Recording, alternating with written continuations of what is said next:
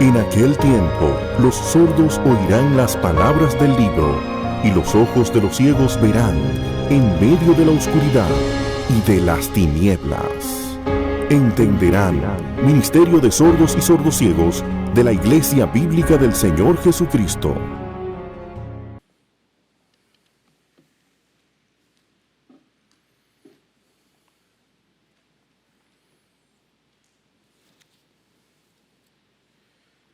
Dejamos la lectura del mensaje de hoy para hacerla justamente ahora, pero antes de hacer la lectura no quería dejar de recordarles que en la tarde de hoy el mensaje que se va a estar transmitiendo por nuestro canal de YouTube es un mensaje del pastor Plinio Orozco de la Iglesia Bautista Reformada Trono de Gracia de Caracas, Venezuela, con quien tuvimos la entrevista la semana pasada.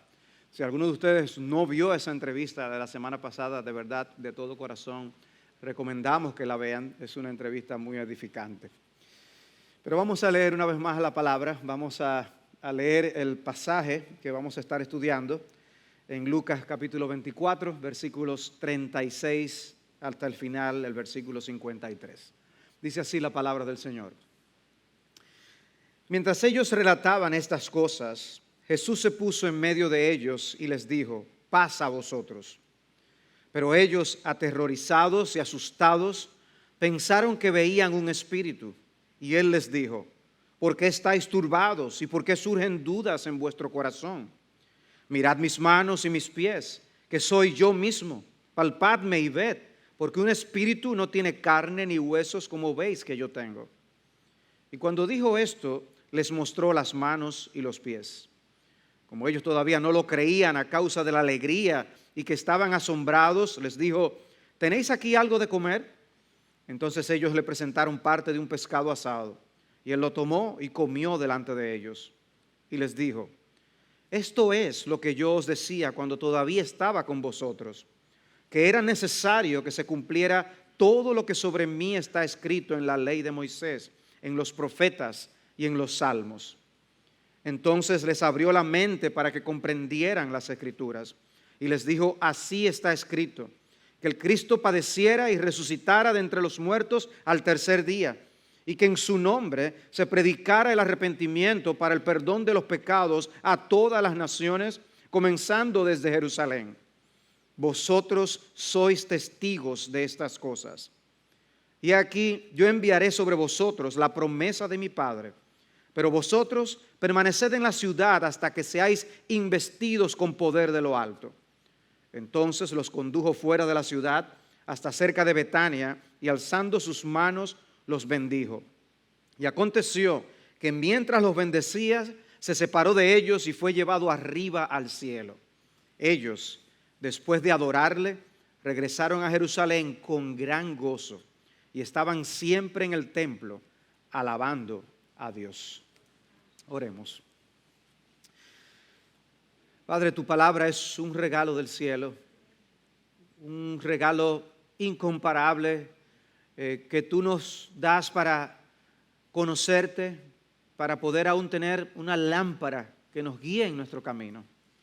Padre, gracias por ese regalo, pero también entendemos que sin la iluminación de tu Espíritu no podemos aprovechar ese regalo como debiéramos. Nuestra súplica ahora, Señor, es que tú abras nuestro entendimiento y nos permitas ver las maravillas de tu ley. Ayúdanos, todos te necesitamos para poder beneficiarnos de tu palabra. Es a Cristo que queremos ver y es a ti que queremos glorificar. En el nombre de Cristo Jesús. Amén. Muchos dedican mucho tiempo y esfuerzo tratando de discernir cuál es su misión en la vida. Existen cientos de libros y seminarios disponibles para que las personas puedan tratar de identificar a qué dedicarse, qué misión cumplir en la vida, qué rol desempeñar en el mundo. Pero hay una misión de la que nosotros no tenemos ni siquiera que dudar, y es que el Señor nos ha llamado a ser testigos de su muerte y de su resurrección. que es lo que hemos estado estudiando en este capítulo de Lucas 24. En esta breve serie, y este es el tercer sermón, sin embargo, es sobre el capítulo 24 de Lucas, nosotros fuimos introducidos al tema de la resurrección de Cristo. En el primer mensaje vimos el hecho de su resurrección, la tumba vacía, en los primeros 12 versículos. Luego, del versículo 13 hasta el 35, nosotros vimos cómo Jesús se aparece a aquellos discípulos que iban camino a Emaús y cómo les ayuda a interpretar ese pasado reciente a la luz de las Escrituras. No era necesario que el Cristo padeciera todas estas cosas y entrara en su gloria. Y comenzando por Moisés y continuando con todos los profetas y les explicó lo referente a él en todas las Escrituras. O sea que Cristo encuentra a creyentes dudando, pero con su palabra les lleva y les conduce a la confianza. Algo similar le ocurrió a las mujeres que encuentran la tumba vacía y dudan, y los ángeles les recuerdan lo que ellas mismas habían sido enseñadas. Y este pasaje que vamos a estudiar hoy es otro texto similar en el que vemos a los discípulos dudar y a Cristo usar su palabra para poder precisamente traer confianza y en este caso de una manera muy directa comisionarles con la predicación del Evangelio. A partir del versículo 36 entonces es que tenemos otra de esas apariciones del Cristo resucitado, pero una que iba a ayudar a los discípulos no a mirar atrás como ocurrió con los discípulos de Emaús, sino a mirar al futuro. Les hablaría de esa misión que ellos tenían por delante. Siendo el Evangelio de Lucas y el libro de Hechos dos volúmenes de una misma obra, podemos decir que la conclusión de un libro viene a ser la introducción del otro. Y esta última sección de Lucas funciona como una especie de bisagra que nos lleva de la mano al libro de los Hechos. Yo creo que el impacto de la gran comisión no hubiera sido el mismo de Cristo haberla hecho antes de su muerte. Pero el que llamara a los discípulos a predicar el Evangelio después de su muerte y resurrección tuvo un impacto extraordinario, transformador, y ellos nunca fueron los mismos. Unido a su ascensión a los cielos que vemos en este texto y al envío del Espíritu Santo, los apóstoles quedaron completamente equipados para llevar a cabo una misión que humanamente hablando hubiera sido imposible. Los que antes habían salido huyendo por miedo cuando se llevaron a Cristo apresado, cuando lo vieron crucificado, ahora son tan valientes que están dispuestos aún a morir proclamando a Jesucristo como el único Salvador del mundo. Algo pasó que les convirtió a ellos en testigos valientes en la causa de Jesucristo. Y ese es parte del propósito de esta breve serie. Y es el hecho que no solo ellos, sino también nosotros somos llamados a ser testigos de su muerte y de su resurrección. Veamos en primer lugar en este pasaje, los versículos 36 al 43, el Señor resucitado se aparece a todos los apóstoles. El Señor resucitado se aparece a todos los apóstoles. El versículo 36 dice, mientras ellos relataban estas cosas, Jesús se puso en medio de ellos y les dijo, paz a vosotros. ¿Qué era lo que estaban haciendo? Dice que estaban hablando de estas cosas. Estaban hablando de Jesús, estaban hablando de su resurrección. Y sin embargo, cuando Él se aparece, ellos no dijeron, oh mira, hablando del rey de Roma. No. Jesús se aparece y ellos quedan conmocionados, aterrorizados. Dice que estaban asustados, pensando que veían un espíritu. Y uno a veces es duro cuando uno juzga a los apóstoles. Yo quisiera que tú te imaginaras que tú estabas ahí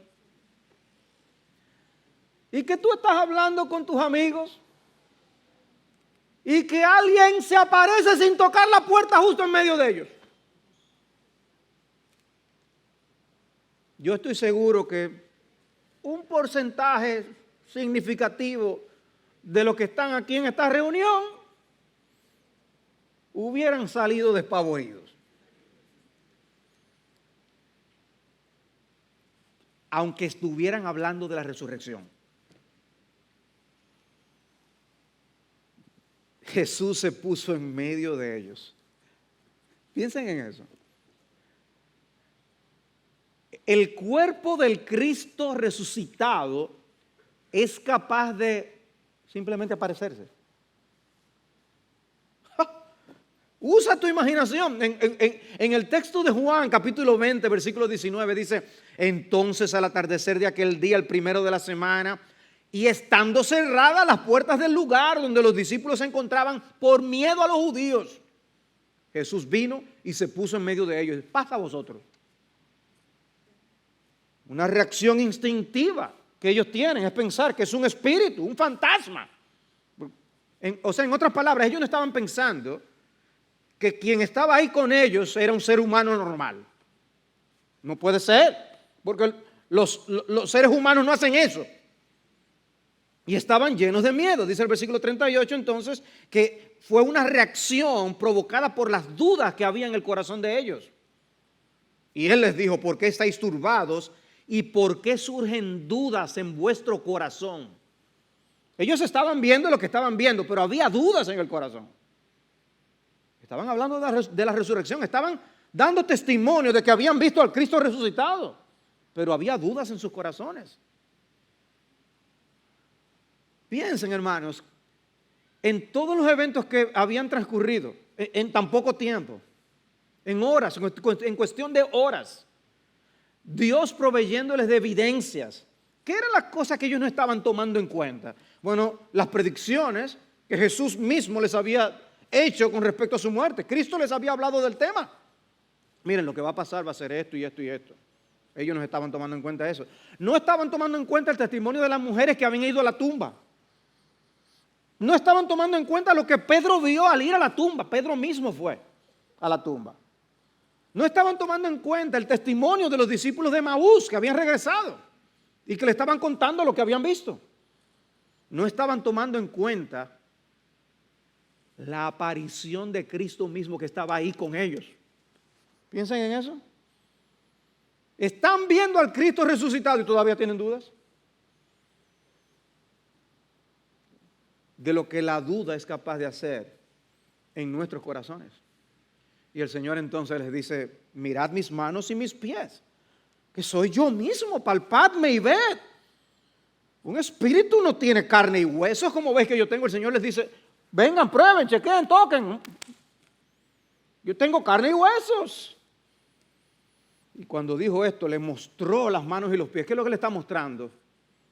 Las marcas de sus heridas, como luego haría con Tomás, cuando no creyó el reporte que les dieron los apóstoles, porque aparentemente él no estaba en esa reunión.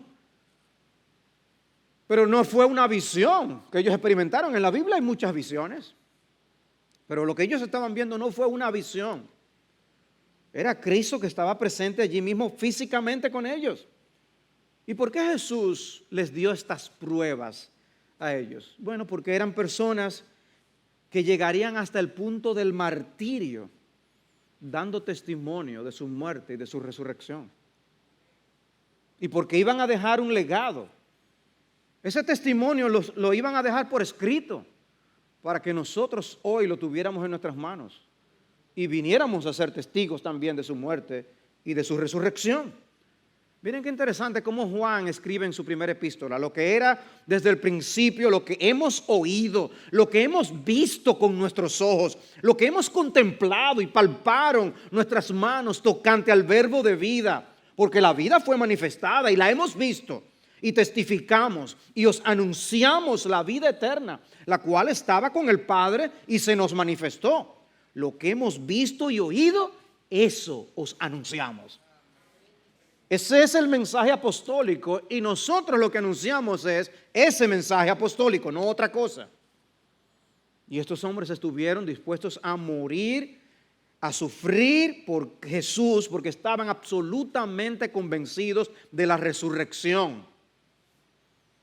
Y de verdad, uno pudiera citar ejemplos de martirios, de creyentes. Yo les exhortaría a leer libros como el libro de los mártires de John Fox y muchos otros libros que registran hasta dónde llegaron muchos de los hijos de Dios por anunciar a Cristo Jesús. Ellos no estaban jugando a la religión. Ellos creían en el Cristo resucitado. Piensen en eso. Vieron a Jesús muerto y ahora estaba vivo.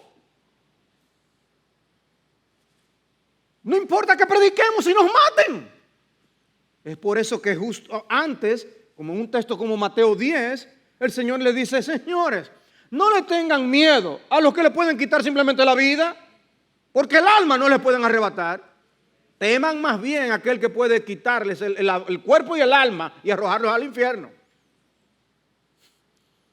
Por eso Cristo lo decía así, pero ellos lo entendieron después y lo creyeron de todo corazón.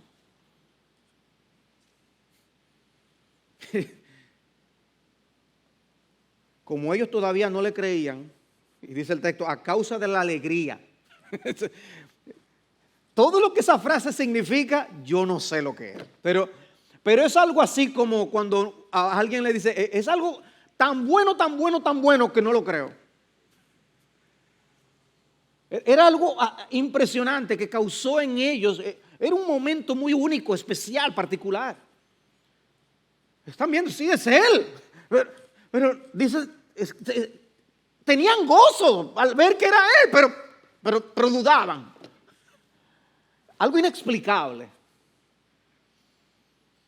Entonces el Señor, de una manera de verdad, que hasta suena irónico, ¿ustedes tienen algo de comer? Aquí hay un poco de pescado. Y yo, perdonen mi imaginación, yo me lo imagino al Señor sentado, ¿verdad? Y empieza a comer y todos los discípulos alrededor le vieron comiendo. Es Él. Y come como Él.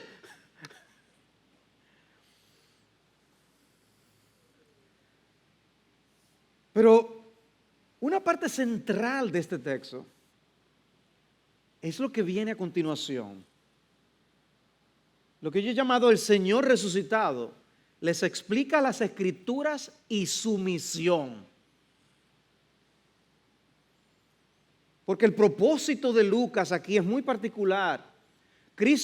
Lucas nos deja estos relatos del Cristo resucitado con el fin de que nosotros participemos de la misma misión que estaba encomendando a los apóstoles.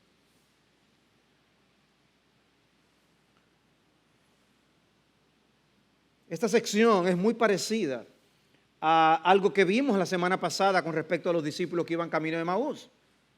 El ministerio de los apóstoles tenía que estar cimentado en las Escrituras. La iglesia como un todo tenía que estar edificada sobre el firme cimiento de la palabra de Dios. La primera frase del versículo 44 es: esto es lo que yo os decía cuando todavía estaba con vosotros. Cristo les instruyó sobre estas cosas. ¿Qué era lo que Jesús les decía? Dice que era necesario que se cumpliera todo lo que sobre mí está escrito en la ley de Moisés, en los profetas y en los salmos. Jesús no simplemente, las cosas que yo les dije, las cosas que yo les dije que estaban en las Escrituras sobre mí. ¿Hacia dónde guió el Señor la mente de ellos? A las Escrituras. A las Escrituras. Hermanos, cuán digna de confianza es la palabra de Dios. Confiemos en la palabra de Dios. Es como cuando el Señor decía, pero ¿y ustedes no lo leyeron? ¿Ustedes lo leyeron? No está escrito. ¿Y qué más hay que decir? Porque si lo dice Dios, ¿ya? Cristo basó su ministerio en la palabra de Dios, es lo que está diciendo. De lo que yo les hablé a ustedes fue de la palabra de Dios. Cristo basó su ministerio en la palabra. ¿Cuánto más no debería estar el nuestro basado en la palabra? Dice Lucas 9:22, el Hijo del Hombre debe padecer mucho y ser rechazado por los ancianos, los principales sacerdotes y los escribas, y ser muerto y resucitar al tercer día. Debe ser así. ¿Por qué? Porque lo decía la Escritura. Les habló Cristo de su segunda venida, y en Lucas 17, hablando de ese tema, les añade, pero primero es necesario que Él padezca mucho y sea rechazado por esta generación. O sea, Cristo se lo decía. Ellos no estaban completamente en el aire en ese sentido. ¿Y qué es lo que ustedes pueden observar detrás de esas expresiones del texto? Era necesario que el Cristo padeciera y muriera, era necesario. ¿Qué les dice eso a ustedes? Que eso era parte de un plan, que eso no fue casualidad, es que tenía que pasar, tenía que ser así. Me encanta cómo Dale Davis, un comentarista, dice que ese necesario aquí es un necesario divino. En otras palabras, no hay otra manera de hacerlo, es así. Cristo tenía que venir, Cristo tenía que padecer, Cristo tenía que morir. Era así, no había otra manera. ¿Recuerdan lo que estudiamos en Lucas 24:7? Que los ángeles le dijeron a las mujeres, el Hijo del Hombre debía ser entregado en manos de hombres pecadores y ser crucificado y al tercer día resucitar. Tenía que ser así. El contenido mesiánico de las Escrituras del Antiguo Testamento tiene que cumplirse. Lo referente a la primera venida se cumplió al pie de la letra. Lo referente a la segunda venida se cumplirá al pie de la letra.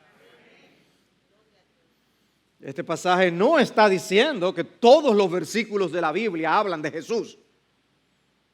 No es esa la idea. Cuando le dice que en los profetas, en los salmos se habla, ahí les enseñó lo que estaba escrito de mí. En un sentido podemos decir que Jesús es el gran tema de todas las Escrituras.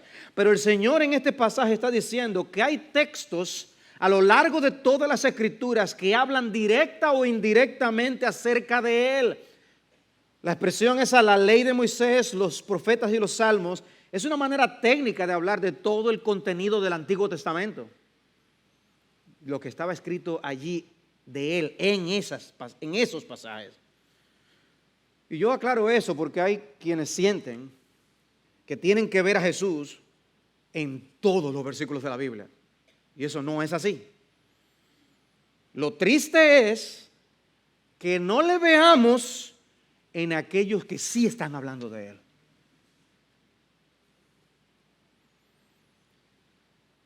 Pero ¿saben qué, hermanos? Eso nos dice algo a nosotros de nuestra humana debilidad. De que no importa solamente que nosotros tengamos la palabra de Dios en nuestras manos. Dejados a nosotros mismos, no nos beneficiaríamos de la palabra como debiéramos. Dice el versículo 45, entonces les abrió la mente para que comprendieran las Escrituras. Si Cristo no nos abre la mente, no aprovechamos las Escrituras. La semana pasada estudiamos la sección anterior y cómo el Señor hizo arder el corazón de los discípulos mientras les abría y les explicaba las Escrituras. Y aquí nos encontramos una vez más con el ministerio de iluminación del Señor, que hasta el día de hoy continúa a través del Espíritu Santo que nos envió. Por eso es que Pablo dice en 2 Corintios 4:6 que Dios, que dijo que de las tinieblas resplandeciera la luz, es el que ha resplandecido en nuestros corazones para iluminación del conocimiento de la gloria de Dios en la faz de Cristo. Sin ese ministerio nosotros ni entendemos bien quién es Cristo, lo glorioso que es y la maravillosa misión que llevó a cabo. Y la magnitud de nuestra gratitud será según nosotros tengamos entendimiento abierto por el Espíritu de Dios para ver la maravilla de la obra del Señor.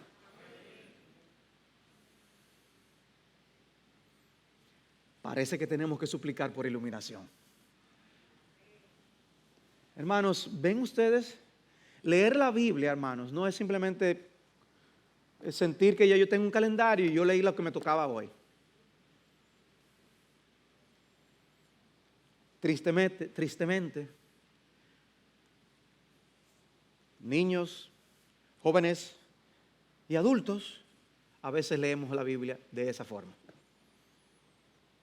para decir que ya leímos. Hermanos, debemos suplicar. ¿Tú vas a leer tu Biblia? Ay, Señor, por favor,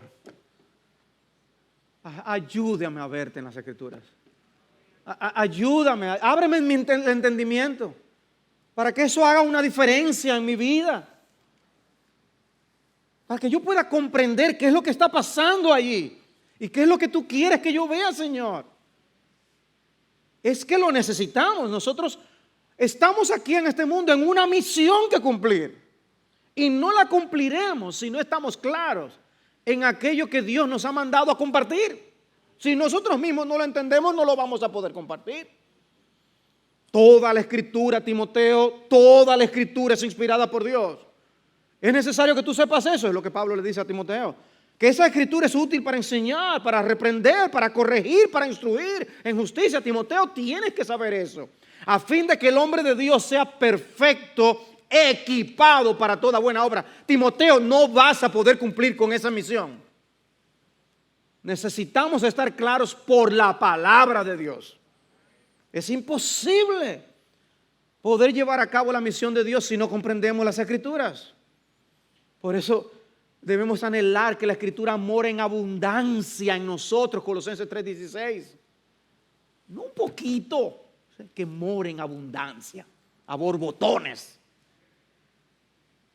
Nada debe ocupar el lugar de la centralidad de las Escrituras en la vida de un siervo de Dios. Nada debe ocupar el lugar de la palabra de Dios en la vida de una iglesia de Dios.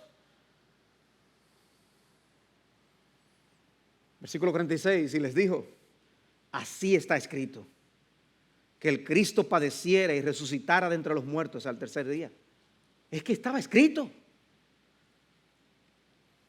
Hermanos, el Evangelio sin la obra de Cristo no es de ninguna utilidad.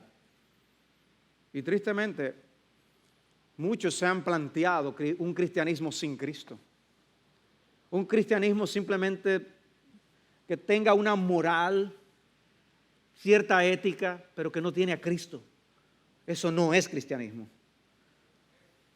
Tiene que haber esos padecimientos y esa muerte de Cristo, porque si no, no hay salvación. Y sin la resurrección de Cristo no hay vindicación ni justificación. Por eso lo que Pablo dice en 1 Corintios 15. Yo os entregué en primer lugar lo que yo mismo recibí, que Cristo murió por nuestros pecados, conforme a las Escrituras, que fue sepultado y que resucitó al tercer día, conforme a las Escrituras. Ese es el Evangelio. No podemos cambiarlo.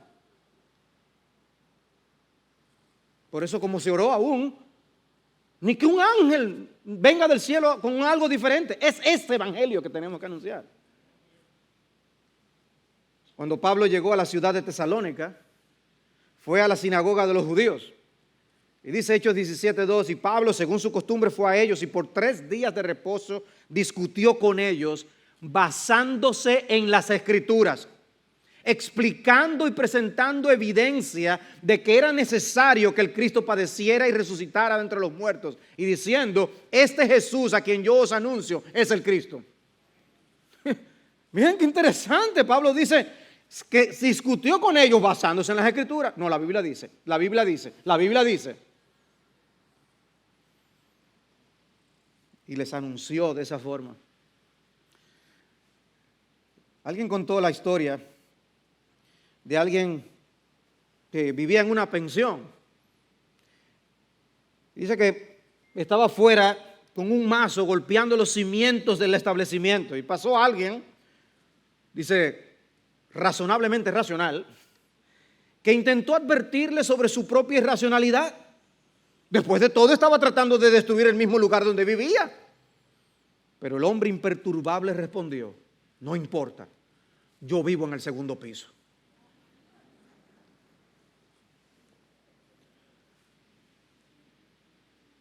Hermanos, nosotros no tenemos un evangelio de segundo piso.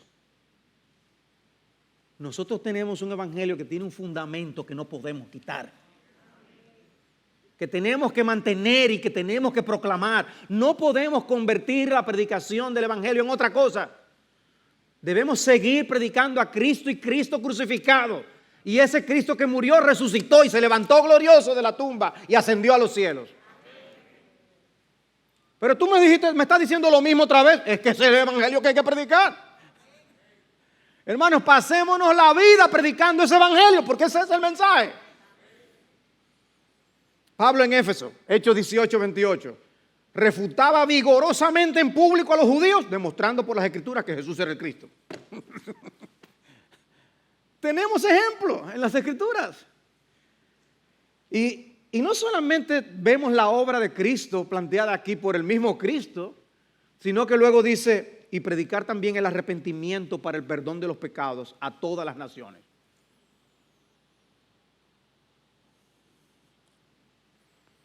No es muy común escuchar una serie sobre el arrepentimiento. No es común ni siquiera escuchar un mensaje sobre el arrepentimiento.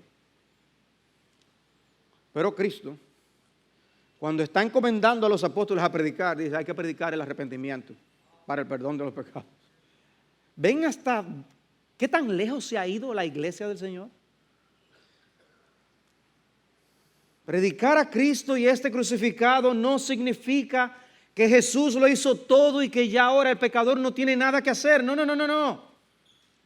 No es una salvación automática. Los pecadores deben arrepentirse y creer.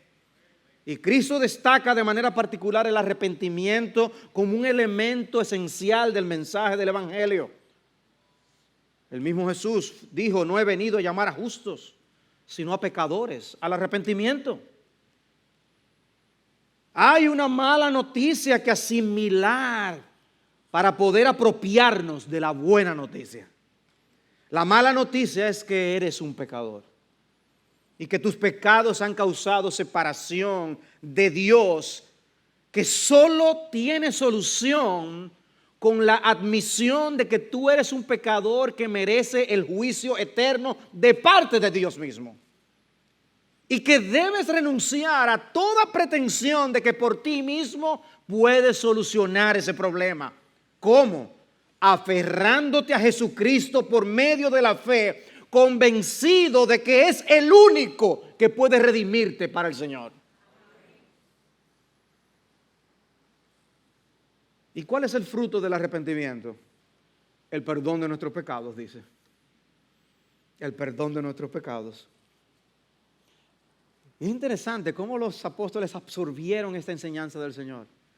Cuando dice que el Señor les abrió el entendimiento, les abrió el entendimiento. Porque de ahí en adelante, si nosotros les vemos en los evangelios hablando cosas, pero ¿y cuándo que ustedes van a aprender? Le dice el Señor. ¿Hasta cuándo se ha de soportar? Y ellos, eso es que está hablando de tal cosa. No, señores, le estoy hablando de esto. Pero después de la resurrección, hay que ver con la claridad que ellos hablaron. Y uno encuentra a un Pablo predicando en Hechos capítulo 2, versículo 38. Y Pedro les dijo: arrepentíos y sed bautizados cada uno de vosotros en el nombre de Jesucristo para perdón de vuestros pecados y recibiréis el don del Espíritu Santo. Porque la promesa es para vosotros y para vuestros hijos y para todos los que están lejos, para tantos como el Señor nuestro Dios llame. Y con muchas otras palabras testificaba solemnemente y les exhortaba: sed salvos de esta perversa generación.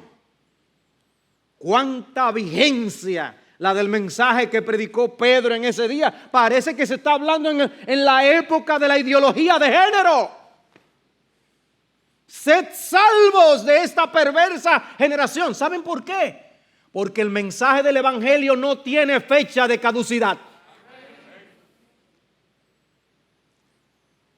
El único mensaje para la salvación de pecadores.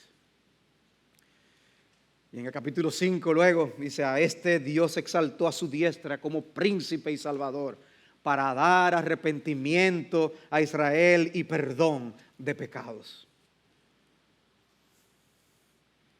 ¿Cuántos problemas que las personas van a tratar con los especialistas se solucionarían de veras si tan solo encuentran el perdón de sus pecados por medio del arrepentimiento? Pero no quieren escupir las maldades de su corazón, no quieren reconocer que son pecadores, no quieren reconocer que han ofendido a un Dios santo. No quieren reconocer que lo que hacen con sus bocas, con sus ojos, con sus manos, con sus pies, con sus almas, con sus pensamientos, han sido cosas ofensivas al Dios 3 veces santo. No quieren decirle a Dios: Señor, perdóname. Y empecinados y obstinados en su pecado, no quieren admitir que han ofendido aún a otros y que no quieren perdonar a otros. No quieren admitirlo. Y especialistas tras especialistas, especialistas van y especialistas vienen, y sus problemas continúan igual, simplemente porque no han vomitado sus pecados en la presencia del Señor. Con solo arrepentirse y confesar sus pecados, si lo hacen sinceramente delante del Señor, recibirían ese mensaje glorioso: tus pecados te son perdonados. Wow. Qué mensaje. Y ese mensaje tenía que predicarse por los apóstoles, no únicamente a los judíos, sino para todas las personas, de todas las etnias, de todo el mundo. Dice: el arrepentimiento para el perdón de los pecados a todas las naciones, comenzando desde Jerusalén. Lo cual iba a ser un trabajo en equipo, porque iba a comenzar con los apóstoles desde Jerusalén, pero vamos a ver al apóstol Pablo continuarlo con los gentiles. Y luego estamos nosotros en la parte que nos corresponde hoy. Pero uno ve que hay una estrategia.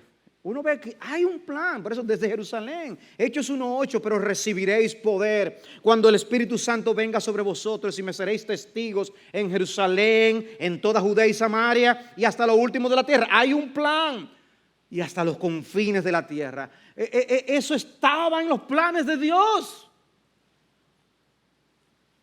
Noten este texto de Isaías 49:6. También te haré luz de las naciones, para que mi salvación alcance hasta los confines de la tierra. Eso estaba profetizado. Y como yo les decía en el primer mensaje de esta serie, el libro de Hechos nos deja ver que la misión que Dios encomendó a los apóstoles no es única de ellos. El versículo 48 dice: vosotros sois testigos de estas cosas. Jesús comisionó realmente a los apóstoles de una manera muy particular. Y a los demás discípulos que allí se encontraban de manera general, les encomendó la predicación del evangelio. Pero el texto de Hechos 1:8 nos confirma que el plan de Dios abarcaba mucho más que ese mundo de los apóstoles y esa época de los apóstoles. Y el mismo libro de Hechos nos deja ver cómo esos 12 apóstoles, en un sentido, fueron apagándose en la narración de Hechos. ¿Lo dejamos de ver? Incluso el liderazgo de Pedro lo dejamos de ver. Y aparece el apóstol de los gentiles, el apóstol Pablo, predicando a otras etnias y a otros grupos étnicos. Y nosotros también, fundamentados en el mensaje de los apóstoles, también somos testigos de la muerte y de la resurrección del Hijo de Dios. Pero los apóstoles no podían salir corriendo inmediatamente, ni con el entusiasmo de que Cristo estaba resucitado. Podían: señores, vámonos, que hay urgencia, vamos a predicar. No, Cristo les dice que no. En el versículo 49 dice: aquí yo enviaré sobre vosotros la promesa de mi Padre, pero vosotros permaneced en la ciudad hasta que seáis investidos con poder de lo alto. les faltaba algo absolutamente vital para llevar a cabo la obra: la promesa del Padre. ¿Y qué es esa promesa del Padre? Bueno, realmente no se trata de qué, sino de quién, del Espíritu Santo.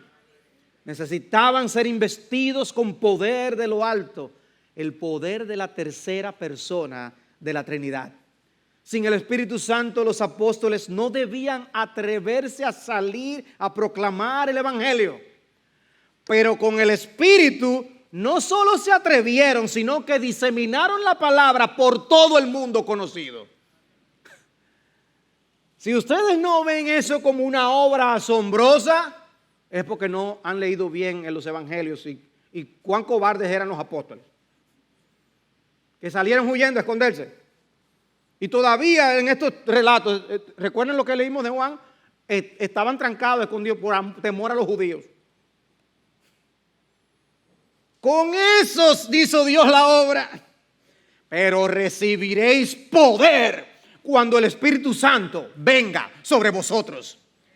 Ese ha sido el poder que ha impulsado la obra misionera desde los días del apóstol Pablo hasta el día de hoy. Porque a juzgar por el personal disponible,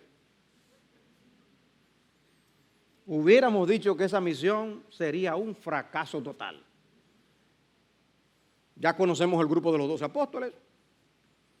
En total eran aproximadamente 120 discípulos, dice Hechos 1:15, y así fue que comenzó todo.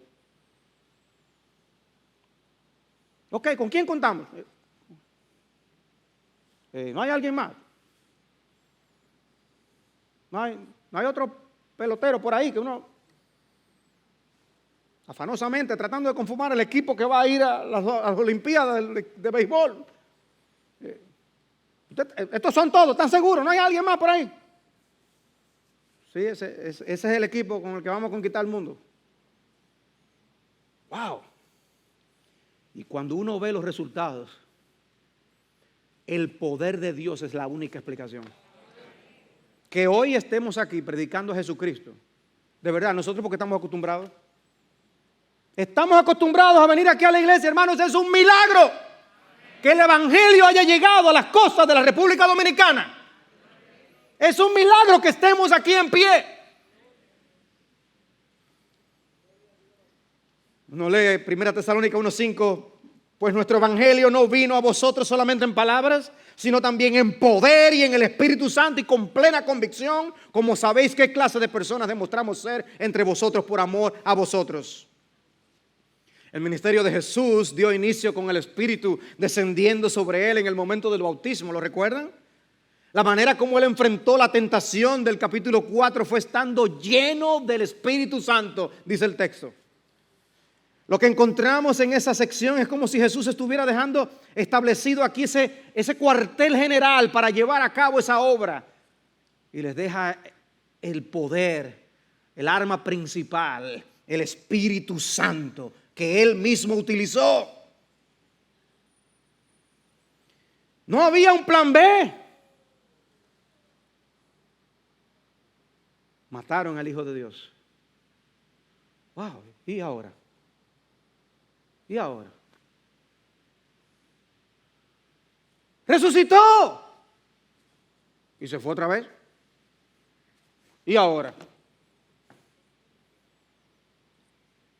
No me apure, que estamos nosotros aquí. ¿Y? No había un plan B. Era ese el plan. Con esos. Con el Espíritu Santo. Esa es toda la diferencia. Cuando Cristo va a iniciar su ministerio, dice en Lucas 4:14, Jesús regresó a Galilea en el poder del Espíritu y las nuevas acerca de él se divulgaron por toda la región. Mientras tanto, él había sido un desconocido. Y entonces él comienza yendo a la sinagoga, va a la sinagoga y lee las Escrituras. Y el texto que él usa es Isaías 61, que dice, el Espíritu del Señor está sobre mí. Y así comenzó el ministerio. Hermanos, si nosotros vamos a hacer ministerio, va a ser con el Espíritu de Dios. Si Jesús desempeñó su ministerio en dependencia del Espíritu Santo, ¿qué nos queda a nosotros? Yo creo que muchas veces la forma en que nosotros hacemos ministerio y servimos es una especie de atrevimiento. Asumimos las cosas, confiamos demasiado en nosotros mismos, piénsalo. Si Jesús fue a la tentación lleno del Espíritu, no es un atrevimiento la manera en que muchas veces enfrentamos la tentación. ¿Dónde están los ruegos y los clamores por auxilio de lo alto para poder vencer? Con razón sigues siendo vencido por la pornografía, por el descontento, por la incapacidad de perdonar, porque no has invocado la ayuda del cielo para vencer. Amados hermanos, percibimos cuánto necesitamos depender del Espíritu Santo y de su poder. ¿Tenemos una idea de la magnitud del regalo que tenemos de parte de Dios con el Espíritu? ¿Vemos lo que esto implica para nuestras vidas cristianas, para nuestro servicio al Señor y para la iglesia misma?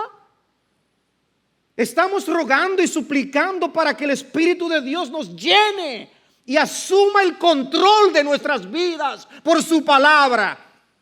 ¿Vemos cuán importante es que andemos en el Espíritu? Como dice Pablo en Gálatas capítulo 5, andad en el Espíritu y no satisfaceréis los deseos de la carne. Es que hay demasiado de nosotros. Demasiada confianza en nosotros mismos. No solo ignoramos a nuestro enemigo, sino que confiamos demasiado en nosotros. Los hermanos de Sovereign Grace tienen una canción con el tema del Espíritu. Es una canción que se llama Espíritu de Dios. Traducida más o menos al español dice así: la bendición del Padre, don de gracia y de amor, la promesa del Salvador para tener poder de lo alto. Oh maravilloso regalo que nos es dado para que tengamos confianza y llevar a cabo la misión. Espíritu Santo, tú haces nuevas todas las cosas. Espíritu de Dios, sopla ahora sobre mí. Fuente de vida, ven, aviva mi cansado corazón. Espíritu de Dios, brilla ahora sobre mí. Luz de vida, ven y enciende mi anhelante corazón. Ven y quita las nubes oscuras de duda e incredulidad. Brilla ahora sobre mi alma, porque por tus rayos veo más claro, más cercano, más profundo el amor de mi Redentor. Espíritu Santo, tú haces nuevas todas las cosas. Donde tú soplas, la esperanza crece. Los muertos vuelven a la vida y la oscuridad huye ante tu amanecer. Por tu luz veo la gloria de mi Rey. Contemplándole, seré transformado. Wow. El Espíritu me permite contemplar a Jesús, para que en esa contemplación yo sea transformado a su imagen. Wow. Amados hermanos,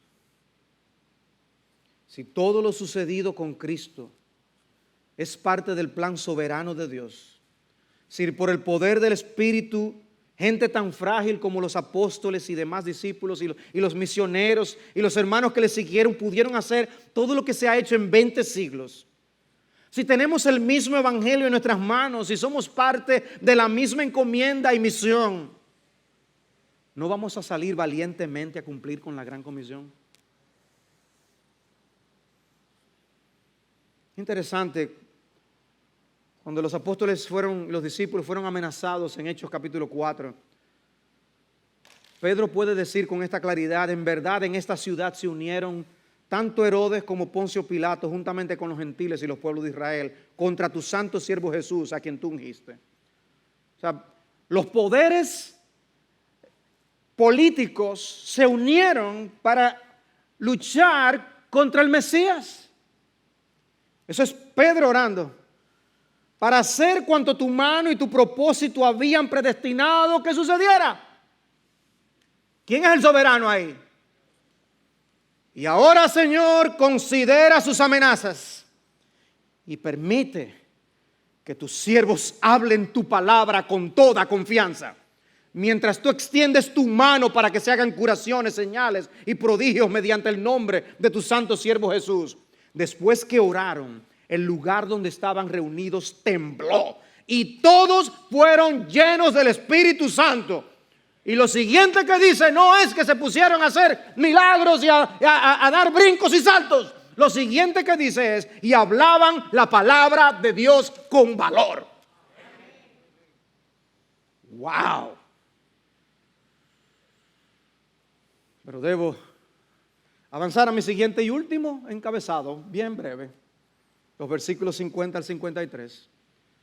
El Señor resucitado asciende a la gloria. Entonces los condujo fuera de la ciudad hasta cerca de Betania y alzando sus manos los bendijo. Y aconteció que mientras los bendecía se separó de ellos y fue llevado arriba al cielo. ¿Ven ustedes algo aquí acerca del obrar del Señor? Cualquiera hubiera querido hacer un espectáculo público y mostrar quién es quién aquí. Señores, vamos a ponernos en el medio. ¿Dónde que más gente hay aquí? Vamos para allá. Y Jesús a hacer un espectáculo ahí. No, fue fuera de la ciudad. Anda. Es que Cristo no venía a hacer espectáculo. No era eso que iba a convencer a las personas. ¿Recuerdan lo que Cristo enseñó con la parábola del rico y Lázaro? Ni que alguien salga de los muertos. Se van a arrepentir. Es a Moisés y a los profetas. Es la palabra que tienen que creer. Y los apóstoles, eso es lo que iban a hacer, predicar la palabra.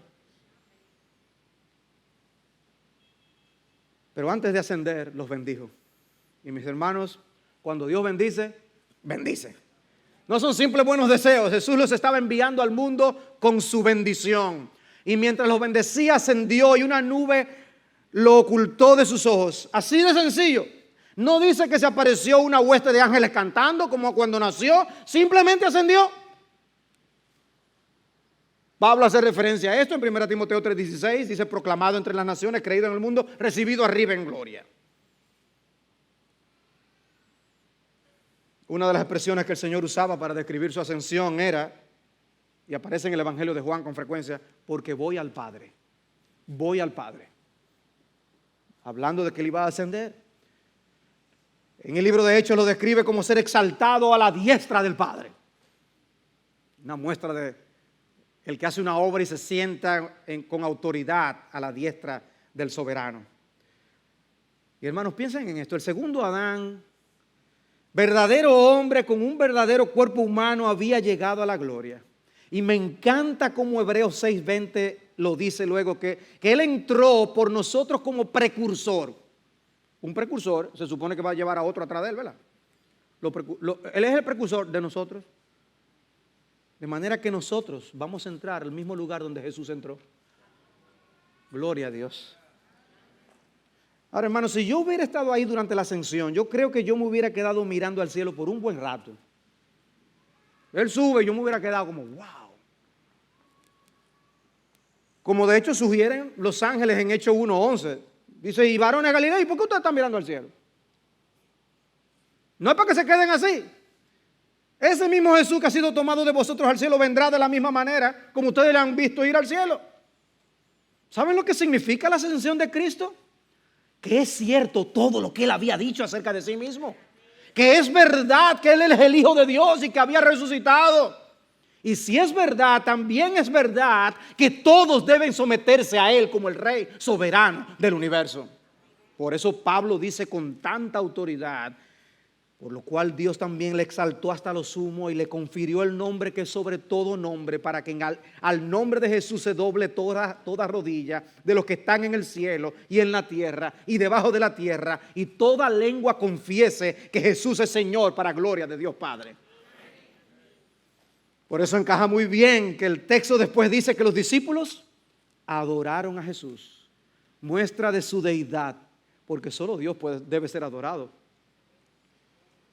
De De manera que si hay algo apropiado a hacer con Jesús, es adorarle. Por eso, volviendo otra vez a tu lectura de las Escrituras y a lo que tú vienes aquí a la iglesia a hacer, cuando tú lees la Biblia, tú buscas a Jesús para adorarle. Para adorarle. El Salmo 2 dice en el versículo 11, adorad al Señor con reverencia y alegraos con temblor. Honrad al Hijo para que no se enoje y perezcáis en el camino. Cuán bienaventurados son todos los que en Él se refugian. Pero observen un detalle. Los discípulos le adoraron después que Él ascendió, no antes. Porque no necesitamos la presencia física de Cristo para poder adorarle. Su presencia espiritual nos basta. No necesitamos de figuras de Jesús que nos ayuden a adorarle.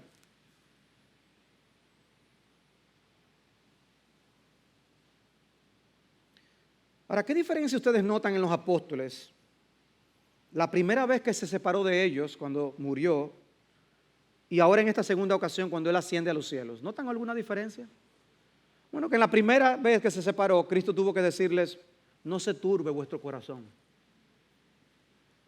Ahora dice que ellos estaban llenos de gozo. Había tristeza en los discípulos al inicio del capítulo, ¿recuerdan? Pero el libro de Lucas termina con ellos en abundante gozo. Dice el versículo 52, ellos, después de adorarle, regresaron a Jerusalén con gran gozo y estaban siempre en el templo alabando a Dios. Y así termina el libro con los discípulos en el templo alabando al Señor. Y dice Hechos 2:46 que día tras día continuaban unánimes en el templo. Quiera Dios darnos esa unanimidad para que con un alma adoremos y sirvamos a nuestro gran y majestuoso Rey, siendo fieles testigos de su muerte y de su resurrección. No preguntes más, ¿cuál es tu misión? Porque la encontramos aquí explicada en términos muy claros. Nuestro llamado no es a quedarnos en el cuartel general. Nuestro llamado es a salir a pelear las batallas del Señor. Hermano Alberto.